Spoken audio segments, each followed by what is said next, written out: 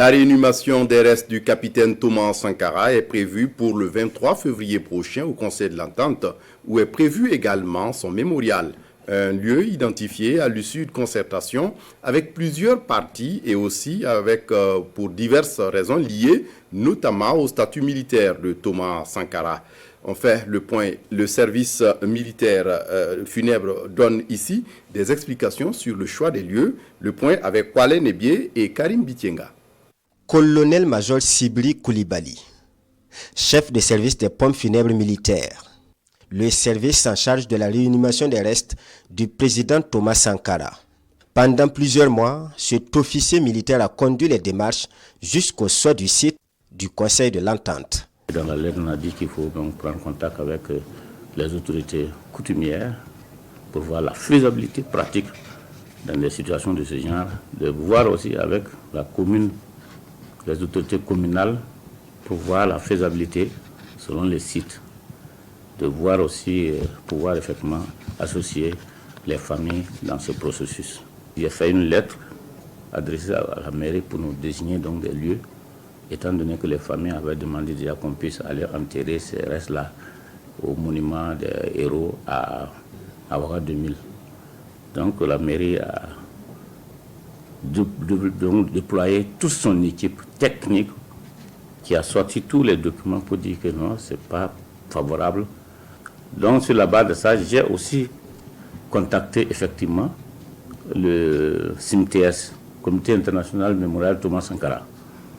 Et j'ai contacté donc les responsables qui m'ont dit, mais mon colonel, nous on guette que ça, on attend que ça, puisque c'est déjà prévu. Voilà le plan, où tout est bien fait, c'est bien défini, c'est dans le sous-sol et tout le monde peut aller donc pour effectivement se recueillir.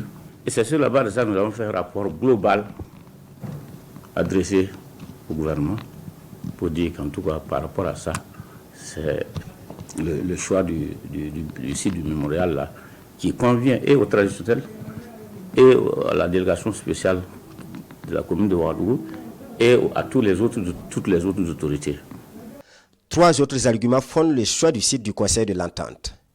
Ce sont les conditions de décès et les statuts de militaire et de président du capitaine Thomas Sankara.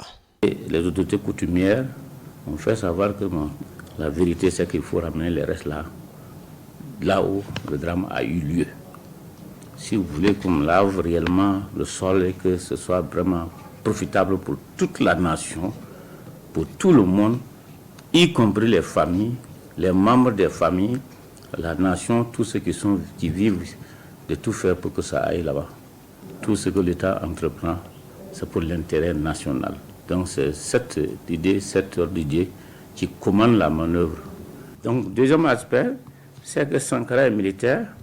Et donc, il est président. Étant militaire, son corps appartient à l'armée, quel que soit Alpha, c'est l'armée qui s'occupe de ça. Tout. On associe les familles pour assister. Étant président, le corps appartient à la nation tout entière. Il y a un décret qui dit ça. Tout président qui meurt en exil, il y a un décret spécialement qui parle de ça et qu'il faut opérer donc l'inhumation. Donc, il n'est pas question qu'on puisse voir effectivement d'autres personnes qui peuvent poser les doléances, mais l'État décide en fonction, donc, en connaissant des causes et en fonction de la protection, de la sécurité et de la garantie des populations. Donc c'est sur la base de ça que nous avons fait cette proposition. Ces différentes raisons ont été expliquées aux parties prenantes, rappelle le colonel-major avant de préciser. Sauf décision contraire, la réinhumation des restes du capitaine Thomas Sankara est prévue ce 23 février dans la simplicité. Un hommage digne de son rang va lui être rendu le 15 octobre prochain. Justement, à propos de cette réanimation, le communiqué du ministre porte-parole du gouvernement, le gouvernement porte à la connaissance du peuple burkinabé, de l'opinion africaine et internationale, que l'inhumation des restes du capitaine Thomas Sankara et de ses 12 compagnons assassinés le 15 octobre 1987 aura lieu le jeudi 23 février 2023.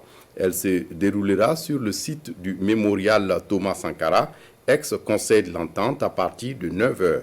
Ce choix est principalement fondé sur des impératifs socio-culturels et sécuritaires d'intérêt national. La cérémonie se fera selon les rites funéraires coutumiers et religieux dans la stricte intimité des familles des défunts. Elle n'est donc pas ouverte au public. Seules les personnes dûment conviées ou autorisées pourront y prendre part. L'officier de garnison de Ouagadougou reste à la disposition des familles des défunts pour leur communiquer les détails de l'organisation pratique de la cérémonie d'inhumation. Le gouvernement invite l'ensemble de la population au recueillement pour honorer la mémoire de ces martyrs de notre peuple. Conformément au texte en vigueur, une cérémonie solennelle d'hommage sera par la suite consacrée au président Thomas Sankara, président du Conseil national de la Révolution CNR, au regard de son statut de chef de l'État décédé dans l'exercice de ses fonctions, ainsi qu'aux autres victimes qui ont perdu la vie avec lui. Cette cérémonie sera organisée le 15 octobre 2023, date anniversaire de la disparition tragique du père de la Révolution Dou et de ses compagnons. C'est signé donc le porte-parole du gouvernement, Rim Talba Jean-Emmanuel Ouedraogo.